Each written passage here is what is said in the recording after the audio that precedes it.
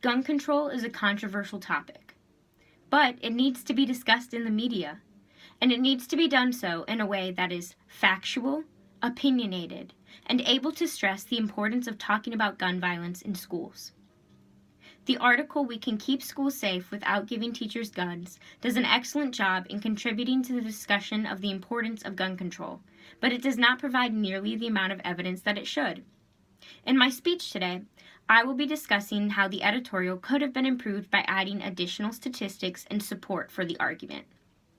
As mentioned in my thesis, the main claim I will be discussing today is the need for additional statistic support in the editorial. This will add more support to the argument as it allows the reader to have numerical facts to support the claims being made.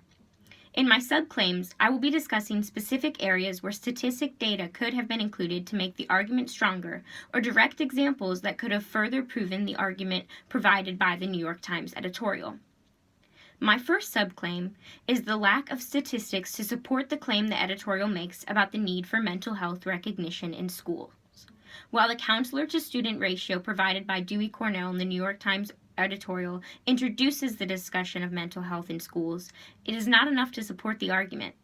To provide additional backing for this claim, statistics for the number of students struggling with mental health issues should have been included.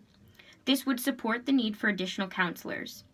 One example they could have included is, according to the National Alliance on Mental Illness, 1 in 5 youth aged 13 to 18, or 21.4% of students, experience a severe mental disorder diagnosis.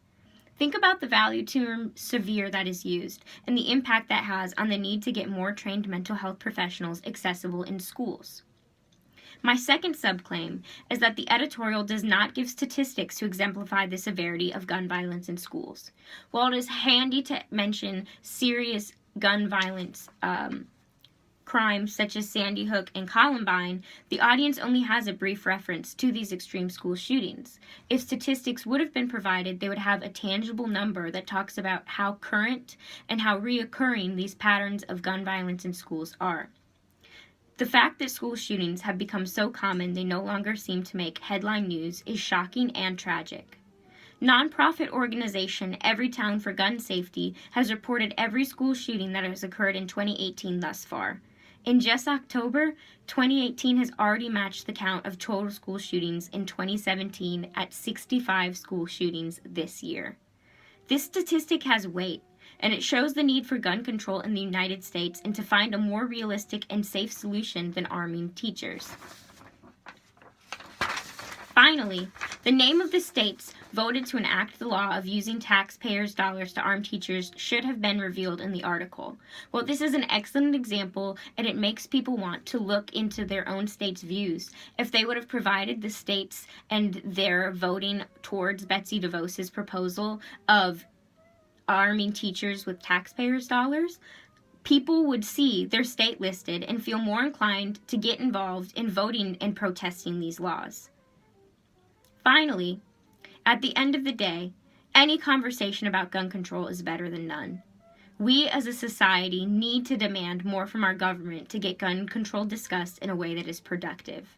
While this editorial does a good job at discussing the issues with the law proposed by Betsy DeVos, more statistics would have brought the argument to the next level.